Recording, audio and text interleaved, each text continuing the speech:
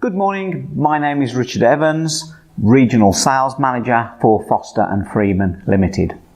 Welcome today to our Arson Investigation Techniques webinar. Before we begin, a little bit of housekeeping as usual. All guests are muted during the webinar, but at the end of the webinar, when we go into our question and answer session, please feel free to ask any questions during using the chat box on the side of your screen, and any questions asked we will try to answer in the time allowed.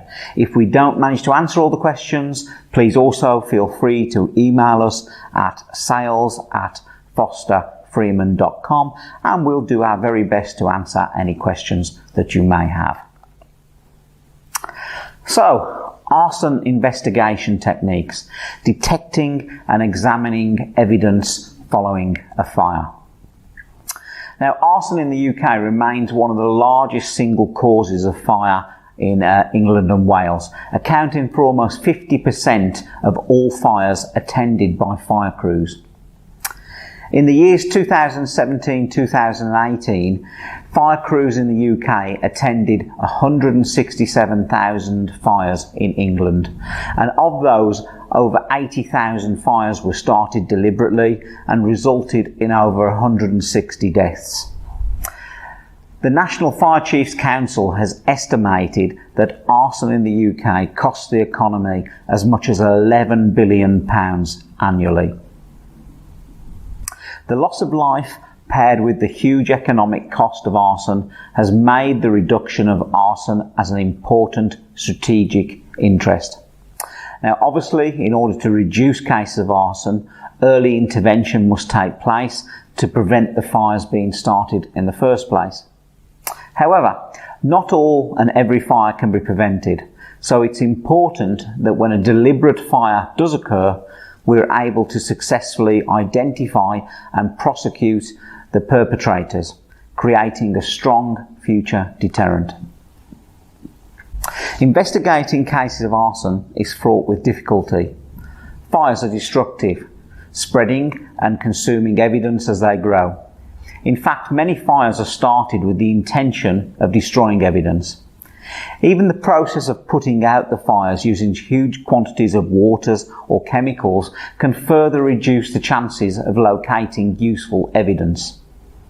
But despite this, valuable evidence can still be retrieved. Upon entering the fire scene, an investigator may typically search using a powerful white light. Using a tool such as a Crime Light Auto, the investigator would be able to conduct the search across multiple wavelengths, whilst recording the entire process at the same time. Items of evidence detected at a fire scene may include incendiary devices, such as cigarette lighters, for example, or matches, the presence of ignitable liquids, such as gasoline or petrol, indications of forced entry into the property, trace evidence left behind such as hairs, fibres, fingerprints, blood or other bodily fluids. Evidence of crimes in addition to the possible arson, such as weapons or bodies, drugs and or clandestine drug laboratories equipment may also be found.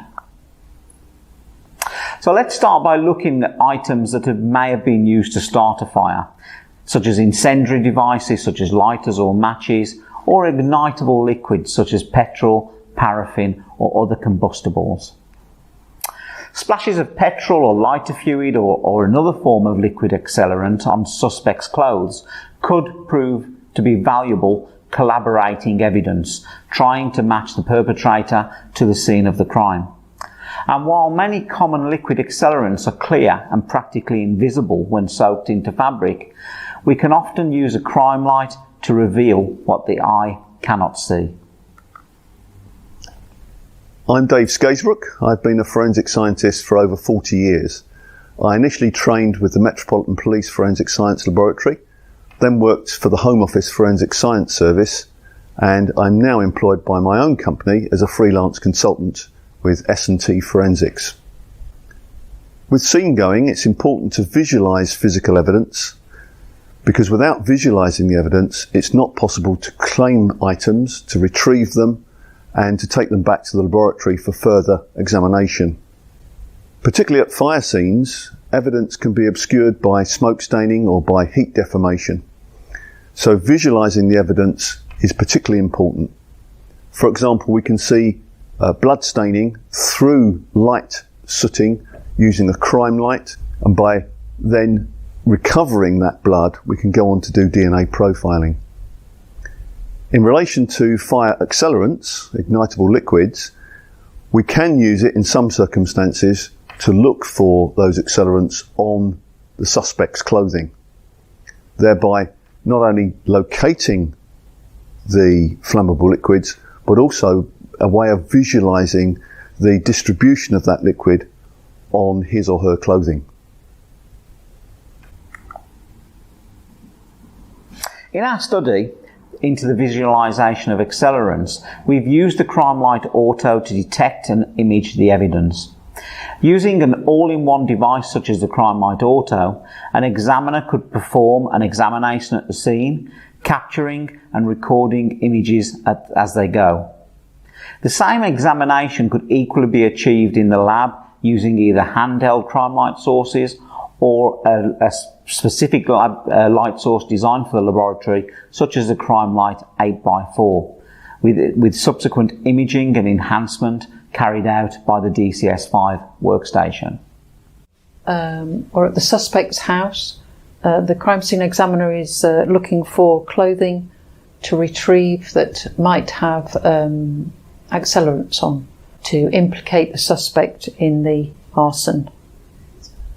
So we're starting our examination with the white light. The scenes of crime officers at the crime scene examining items of clothing from the suspect for potential accelerants. And we can use a variety of lights, but if we choose the blue light, we have the automatic filter selection. We can quickly locate the accelerant used and accidentally spilt on the suspect's clothing. We're using the 3-burst option that's now available with the Crime Light Auto to take 3 photographs in sequence, and from these we can take a nice sharp image. By looking at the gallery, the best image can be selected and sent to the laboratory via wireless connection. Oh, very nice image with the weave of the fabric, very clear. And this image can be shared with the senior investigating officers ahead of the scenes of crime officer getting back from the scene via the wireless application available now. We've got a number of functions where we can invert the image or grayscale, sharpen the image, rotate or crop or annotate. All these functions are available with the new Crime Light Auto.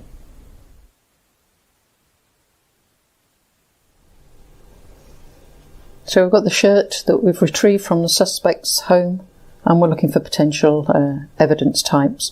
We can choose a number of different lights.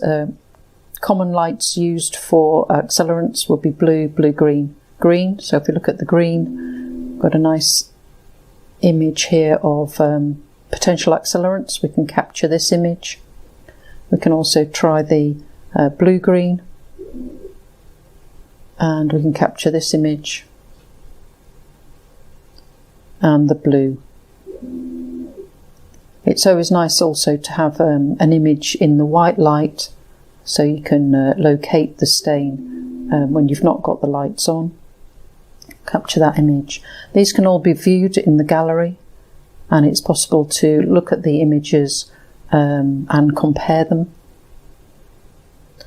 in the comparison. And we can have two images compared side by side, or we can now have this facility of 4 images with the different light sources. So we've got the white, the blue-green and the green all imaged together, and we can store this combined image, and we can use this in our report when we review the item. So here we've got another item of clothing we're examining, and we're going to again use the different light sources, and we can see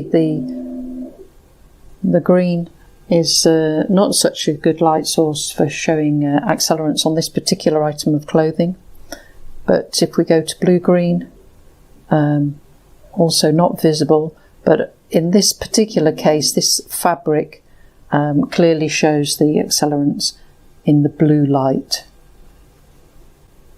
Not as clear as the other fabric, but all the fabrics are different, and that's why we need to use the different light sources to examine the items. We can capture the image and we can compare it to our white light.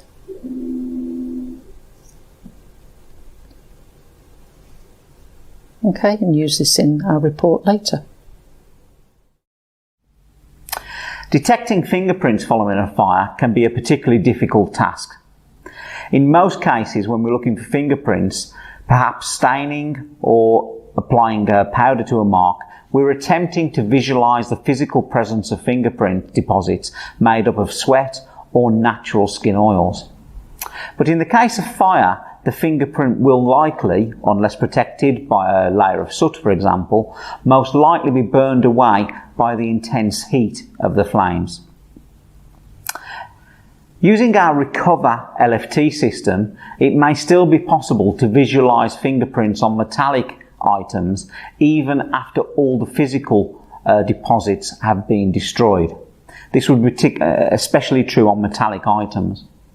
The unique chemical process of Recover actually develops fingerprints on the deposit sites where fingerprints previously resided. A chemical reaction between the fingerprint and the meta causes near invisible corrosion to occur on the metallic surfaces. The Recover chemical and process adheres to this abrasion to show ridge detail. Earlier this week we had some fun testing out just how effective this process can be.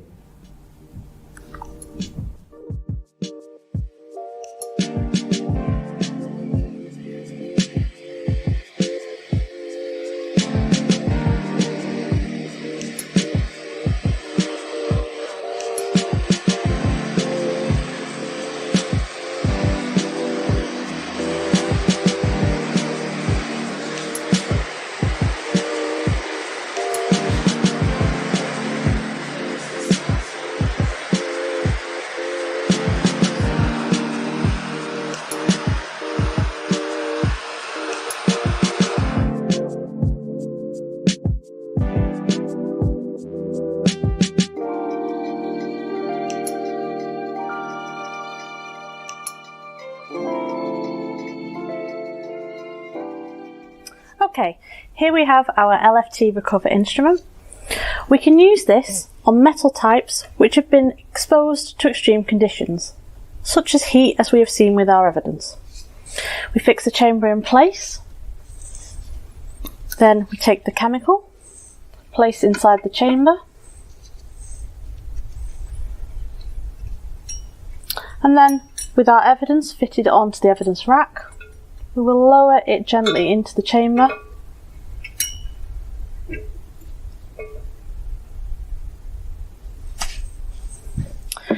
Next, on the software, we will move into the software controls. You can choose whether you are going to process copper-based or silver-coloured metals, whether you're using a small or a large chamber, and then the instrument is ready. So now we will put the lid onto the column, and using the lid control, we will bring it down on top of the chamber.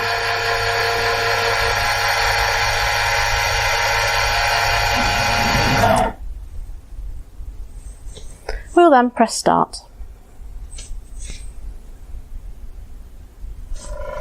Now the instrument is ready to fume, so we simply press the go button.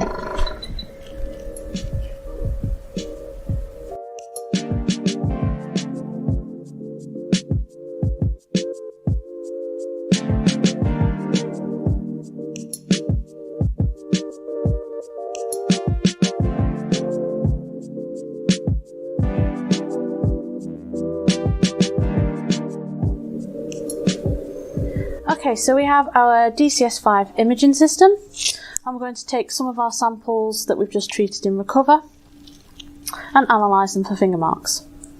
First, we have the lighter, and what we're going to use is actually a mix of different techniques across our range of evidence. First, on the lighter, we're going to try and use the reflective UV process. So, for many of you who are already aware of this process, and for others who don't, what we simply use is a special quartz lens. We use a special bandpass filter on the end of the lens, and then we use an 82S crime light. Now, what's really important about reflective UV is often the angle of light, and as we move around the evidence, we can start to see a number of finger marks becoming illuminated. What we'll do is we'll quickly take a preview.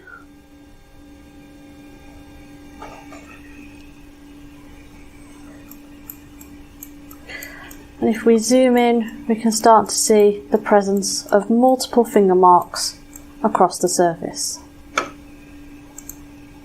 We change to grayscale.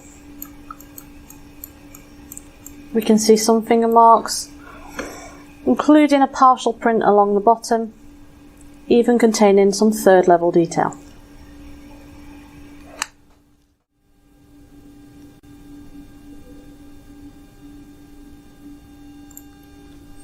So our next sample is a small brass type hinge, and this time what we're going to do is we're going to use coaxial illumination,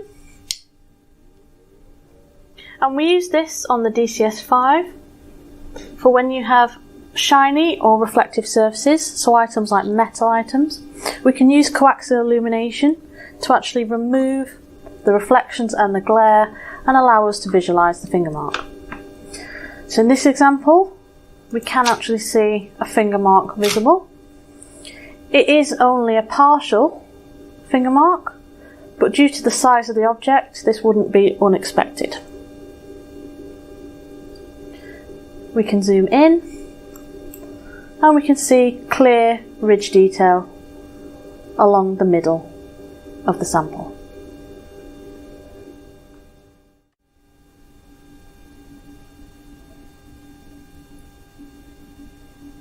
Okay, so on the final sample we're going to show you, we have the brass lighting ring. What we're going to do with this is, because this is quite a difficult shaped object as well, we're going to use dark field illumination. Okay, so we have our dark field ring light. But one of the really nice things about the DCS is we use a modified camera. So we've modified it so we can allow infrared through.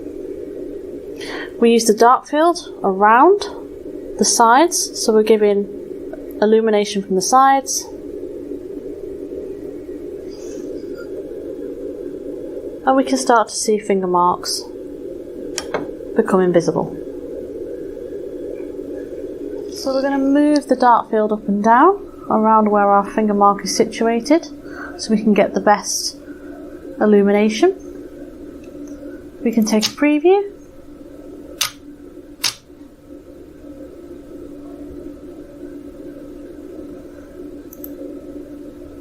Then change to grayscale, and there is one of our finger marks.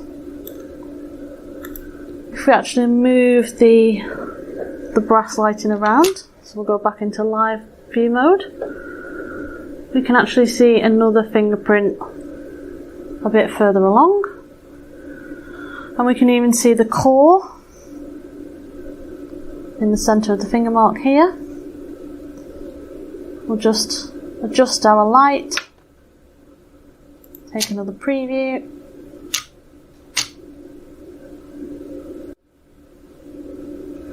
And there we have our second finger mark. Okay, so what we've done now is we've actually just reversed the light fitting, so we're now looking at the opposing side. Still using dark field illumination with infrared light from our FLS.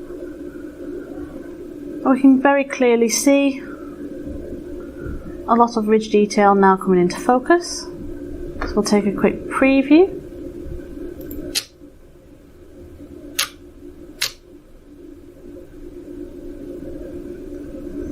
for grayscaling. We can see our ridges here, along here. We then also go back into live mode and we rotate our fitting around to search for other finger marks. We can now very clearly see on the other side we have multiple fingerprints becoming visible. Take a preview.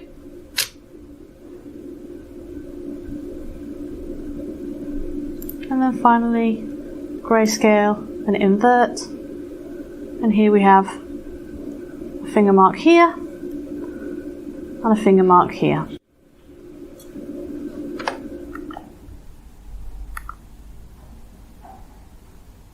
While some of the marks that were found in the demonstration were clearly visible to the naked eye after being fumed with Recover, we would always recommend using the best available imaging system. This would include imaging in the infrared and UV if those sort of imaging systems are available.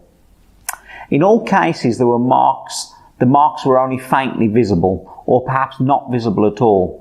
And a suitable imaging system such as the DCS-5 with the associated lighting is capable of revealing fingerprints of incredible quality, making it quite possibly the most important single piece of equipment in the fingerprint examiner's arsenal. So as you've seen, using a combination of crime light forensic light sources to detect hidden evidence and the Recover system to reveal impossible fingerprints, we can go a long way towards discovering the cause of a fire, perhaps also through the detection of accelerants. We may even be able to identify the person responsible for starting the fire through the detection of their fingerprints at the crime scene. In either case, the use of modern forensic technology is essential. So, now we'd like to go into our question and answer sessions. Please put any questions into the text box and we'll be happy to try and answer them. Thank you.